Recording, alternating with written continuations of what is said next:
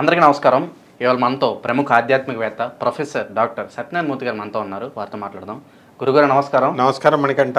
గురుగారు, ఈ తాంత్రిక విద్యలు చేసే వాళ్ళందరూ నగ్నంగా పూజలు చేస్తూ ఉంటారు. అసలు నగ్నంగా పూజలు చేయటం ఏంటి? అలా నగ్నంగా పూజలు చేస్తేనే వీళ్ళకి ఫలితాలు వస్తాయని ఏమన్నా ఉందా? అసలు వివరించండి. అద్భుతంగా అడిగావు. ఇప్పుడు నగ్నంగా పూజలు చేయమన్నారంటే వితౌట్ ఎనీ సీక్రెట్ అని అర్థం. శ్రీకృష్ణ భగవానుడు గోపికల్ని స్నానాలు చేస్తున్నారు. వాళ్ళ బట్టలు ఇప్పేసి నగ్నంగా స్నానాలు చేస్తున్నారు. శ్రీకృష్ణ పరమాత్మ వచ్చి చెట్టెక్కి మనకి అవన్నీ చీరలన్నీ లేపేస్తాడు.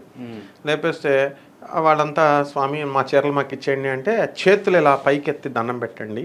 అప్పుడు అన్యదా శరణం నాస్తిత్వమేవ శరణం మమ తస్మాత్ కారుణ్య భావేన రక్షరక్ష జనార్దన అలా పెడితే ముందు సిగ్గుపడతారు. ఆ తర్వాత ఆ అహము, మన బాడీ మీద ఉన్నటువంటి మమకారము, మనం నేను స్త్రీని నేను పురుషుణ్ణి అన్న భావన, ఇవన్నీ పోవడానికి అనమాట. ఇవన్నీ అలౌకికమైనటువంటి అర్థమయ్యేటటువంటి ఇది కాదు, అంత ఈజీ కాదనమాట. కృష్ణుడిని ఏమంటారు, ఆ బట్టలు ఇప్పేశాడు, చిన్న పిల్లడు అయ్యుండి, అప్పుడు చిన్న పసివాడు శ్రీకృష్ణుడు, జస్ట్ ఒక 6-7 ఇయర్స్ బాలుడు అనమాట. వాళ్ళంతా పెళ్ళైనటువంటి ఆడవాళ్ళు. ఆయనకి ఏం తెలుస్తుంది ఊరికనే. అసలు అందులో రహస్యం ఏంటంటే వాళ్ళంతా శ్రీకృష్ణ భగవానుడు తమ భర్త కావాలని చెప్పి, అంటే ఈ కనిపించే శ్రీకృష్ణుడని కాదు. శ్రీకృష్ణుడు అంటే ఏంటి అసలు? ఒక ఎంటిటీ, ఒక గాడ్. ఆయన శ్రీకృష్ణుడు పుట్టే ముందు కూడా శ్రీకృష్ణ తత్వం ఉంది, గోలోకంలో ఉంది. రామతత్వం ఉంది, తారక రామతత్వం శివుడు పుట్టక ముందు నుంచి ఉంది. రామతారక తత్వం, తారక రామతత్వం. రామ అనే పదాన్నే శివుడు జపం చేస్తాడు. అలా అనమాట. ఆ పరమాత్మ అయినటువంటి శ్రీకృష్ణుడు తమ భర్త కావాలని చెప్పి వాళ్ళు చేస్తున్నారు.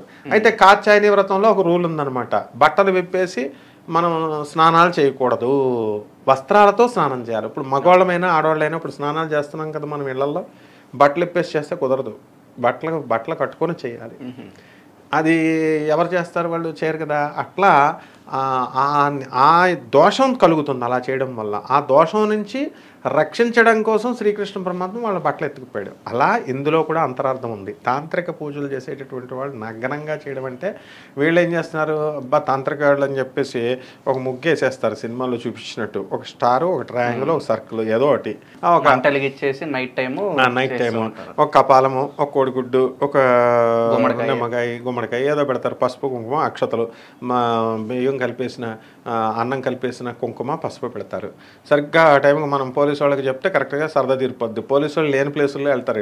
వెళ్ళి పోలీస్ డిపార్ట్మెంట్ ఎంత స్ట్రిక్ట్గా ఉంది పాపం, వాళ్ళు చెప్తున్నారు, హేతువాదాలు చెప్తున్నారు, ఇలాంటివన్నీ ఉండవు, వేస్ట్ అని.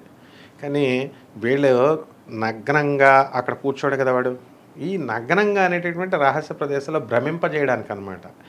అంతేకాదు, అసలు అమావాస్యకు పూజలు అని చెప్పేసి ఆడవాళ్ళ చేత గుడ్లపిచ్చేసి పూజ చేయించిన వాళ్ళు కూడా ఉన్నారు.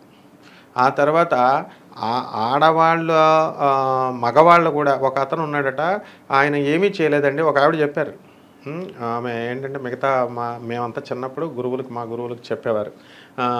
ఒక అతను వచ్చేవాడండి, సూట్ కేసులో కొబ్బరికాయ తెచ్చేవాడండి. ఏం చేసేవాడు కాదండి, మమ్మల్ని దిగంబరంగా ఉంటే నాకు ఇలాగ చూపించేసి హారతి ఇచ్చేసి దిష్టి చేసి కొబ్బరికాయ కొట్టాడండి.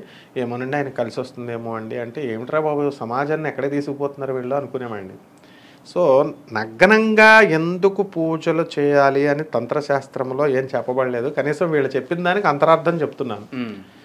నగ్నము అంటే ఏంటి? Nothing secret, no secret. భగవంతుడు మనల్ని పుట్టించాడు, నూడుగా ఉన్నా మనల్ని చూస్తాడు. ఆ విధంగా పరమాత్మ పూజ చేసినప్పుడు తంత్ర మీన్స్ ప్రాక్టికాలిటీ, ప్రాక్టికల్గా చేయాలి. మంత్రాన్ని ఇప్పుడు ఫార్ములా, ఒక కంపెనీ పెడుతున్నావు నువ్వు, ఫార్ములా ఉంటుంది, దాన్ని ఏమంటారు, ఈ యొక్క ప్రొడక్షన్ చేసినప్పుడు ఆ ఫార్ములాని మనం ఇంప్లిమెంట్ చేస్తుంటే వస్తుంది. ఓకే, టెక్నికల్ నోహౌ తెలుసుకోవడము, దాన్ని మనం ప్రాసెస్లో పెట్టడం. ఆ విధంగా ఆ పూజ అనేటటువంటిది దానికి సీక్రెట్ ఉండకూడదు దేవుడికి అన్న ఉద్దేశం ఒకటి. రెండోది, నీలో కపటము లేకుండా, ఒక రజోగుణంతో ఏదో కోరికలతో కాకుండా, వాడిని చంపాలా, వీడిని చంపాలా, మారణం చేయాలా, హత్యలు చేయాలా, ఇట్లా ఏదో కోరికలతో ఒక్కొక్కడికి ఒక్కొక్క కోరికలు ఉంటాయి కదా, అలాంటివి ఏమీ లేకుండా with pure heart, with pure కాన్షియస్నెస్ని నువ్వు పూజ చేయని చెప్పడంలో అర్థం అదనమాట.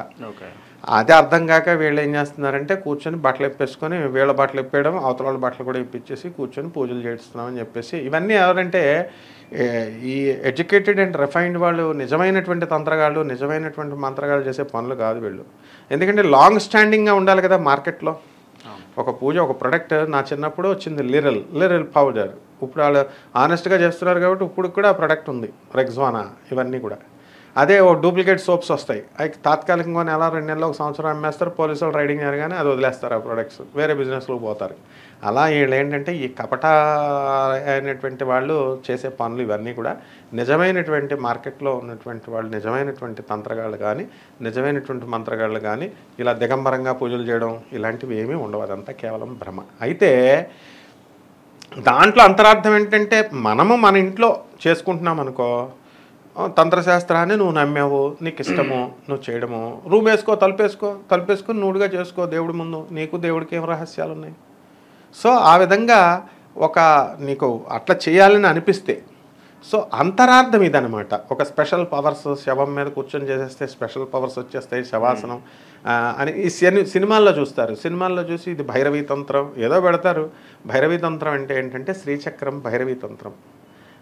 ఆ యొక్క భైరవి యొక్క స్టార్ వేసి ప్రతీక అంటాం, ఆనంద మార్గ్ ప్రతీక అంటాం. ఇలాగా 2 ట్రయాంగిల్స్ ఉండి దాని చుట్టూ ఒక circle embedded, the triangles embedded in a circle, దాన్ని భైరవి తంత్రం అంటారు. మరి వాళ్ళు ఎవరిష్టం వచ్చినట్టు వాళ్ళు చెప్తున్నారు. అందుకని ఇవన్నీ కూడా పిచ్చి భ్రమలు అనమాట. కానీ చేసుకోవాలి, మాకు స్పెషల్ సిద్ధులు వస్తాయి అని అనుకొని మీరు నమ్మారనుకోండి, తలుపులు వేసుకొని కూర్చొని చేసుకోండి, బట్టలు ఇప్పేసి వస్తాయి. మీరు దేవుడు ఏది ఇచ్చినా ఎలా చేసినా ఇస్తాడు దేవుడు, అమ్మవారు. ఎందుకంటే నువ్వు నూడుగా చేసినా ఇస్తుంది, నూడుగా చేయకపోయినా ఇస్తుంది, నువ్వు మేకను కోసినా ఇస్తుంది, మేకను కోయకపోయినా ఇస్తుంది. ఒకళ్ళతో నీకు పని లేదు, నీ మనసు కోరిక రీజనబుల్గా ఉండాలా. And it should be convincing the divine mother. ఆమె ఇవ్వాలనుకున్నప్పుడు ఇస్తుంది.